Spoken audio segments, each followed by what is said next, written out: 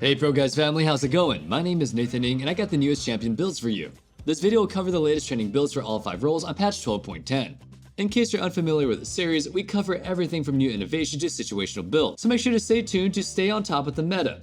Subscribe so you don't miss out on any future content like this, and let's get started.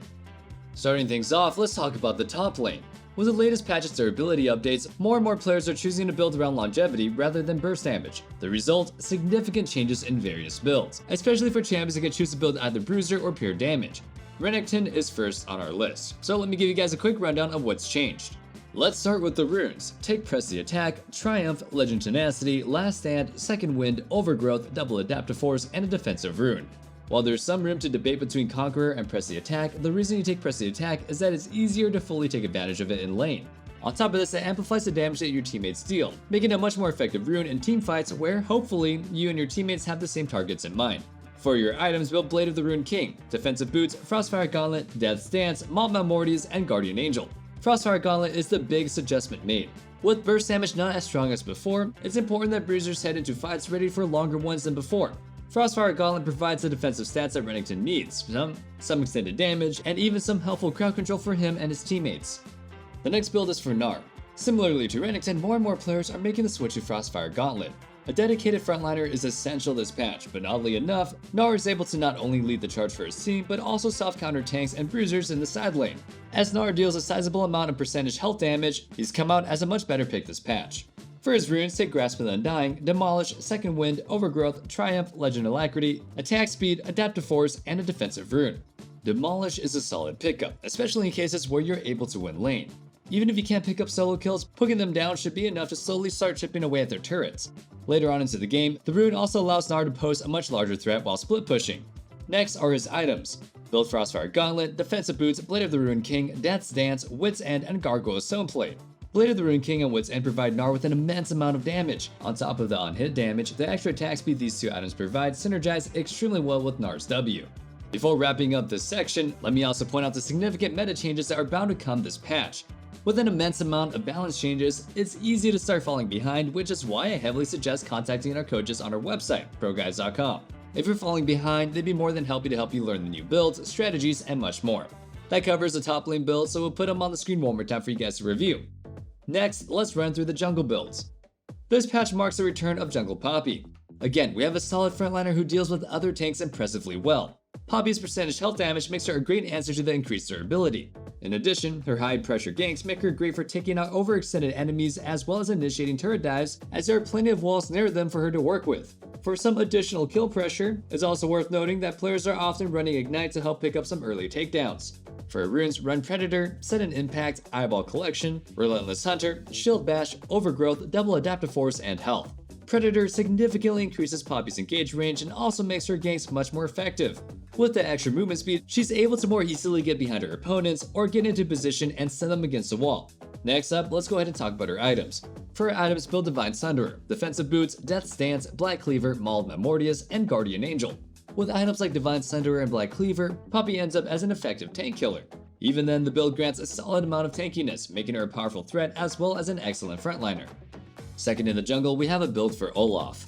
Alongside the massive changes that he received last patch, Olaf is now seeing a significant increase in play as a result of the system's adjustment this patch. That being said, here's the build that players are finding plenty of success with across several regions. For his runes, take Conqueror, Triumph, Legend Alacrity, Last Stand, Magical Footwear, Approach Velocity, Attack Speed, Adaptive Force, and Health. Like before, Approach Velocity proves to be an essential rune to take. After slowing his foes down with his Q, Olaf fully takes advantage of Approach Velocity to close the distance and maximize his damage output. Next are his items. Build Stridebreaker, Defensive Boots, Death's Dance, Blade of the Rune King, Spirit Visage, and Maul Malmortius. Death's Dance is especially strong on Olaf, as it allows him to significantly live longer and find multiple opportunities to heal through the damage that he receives. On the topic of Olaf, let me ask you our question of the day. What are some of your thoughts on Riot's recent reworks? I personally liked all of them. Swain has never been more fun to play, and I think the one with Ahri that she received a while ago has really helped her become more rewarding of a champion to master. Let me know your answers in the comment section down below. That covers the jungle builds, so we'll once again put them up on the screen for you. Save them or write them down, and let's head into the mid lane next. With increased durability, champions looking to stall games and scale up are in a much better place than before. Ryze is no exception to this, as he significantly underperformed in patches prior. Now that he's harder to kill, he's able to make it to the mid or late game more consistently. At the same time, he's a pick that holds much more value than before. Due to Ryze's insane teamfight damage output, he's a great mid lane pick when you need that extra damage to cut through the tankier enemy team. The longer the fights, the better for Ryze, as his low cooldowns and high damage output makes extended trades particularly favorable for him. For runes, take Phase Rush, Mana Flow Band, Transcendence, Water Walking, Biscuit Delivery, Time Warp Tonic, Attack Speed, Adaptive Force, and a defensive rune. Although attack speed might seem strange, it's important because it makes last hitting and pushing in the early game much easier. It also allows players to more smoothly fit in basic attacks during trades. The extra gold that you can secure and trading power is usually more valuable than the minimal bonus AP or ability haste that you can take otherwise. For items, build Everfrost, Ionian Boost of Lucidity, Fimbulwinter, Frozen Heart, Rabadon's Deathcap, and Zhonya's Hourglass. Building Fimbulwinter allows you to fully take advantage of the added durability in this patch. Another mid lane pick to take note of is Chogath. AP Chogath is a monstrous force at the moment. He's tanky, deals great damage, and his crowd control is something that you can't ignore either. For his runes, take Arcane Comet, Mana Flow Band, Transcendence, Gathering Storm, Taste of Blood, Ultimate Hunter, Double Adaptive Force, and a defensive rune.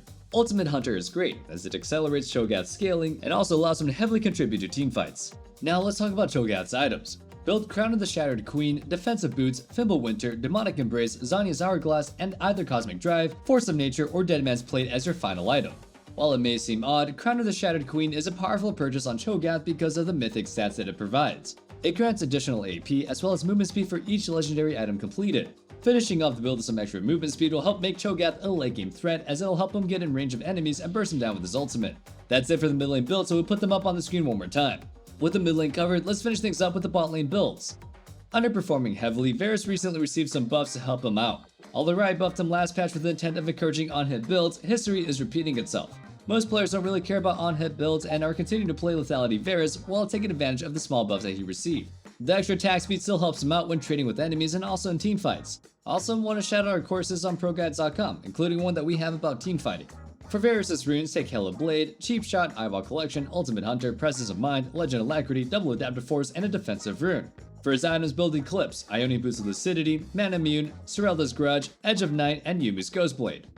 A new pick that's on the rise is support Oriana. Oddly enough, she can still deal a solid amount of damage while building support items. Her ultimate continues to be an impactful one, as it can turn the tides of a fight with AoE burst damage and crowd control. For runes, take Summon Airy, Mana Flow Band, Transcendence, Scorch, Cosmic Insight, Biscuit Delivery, Double Adaptive Force, and a defensive rune. To wrap up the video, we'll talk about a new bot lane duo. To take advantage of Swain's rework, now players are playing him with Soraka. As long as he's able to stay alive, Swain can use his ultimate indefinitely, dealing damage while also acting as a fake frontline for his team. This is a creative one, so make sure to pay attention.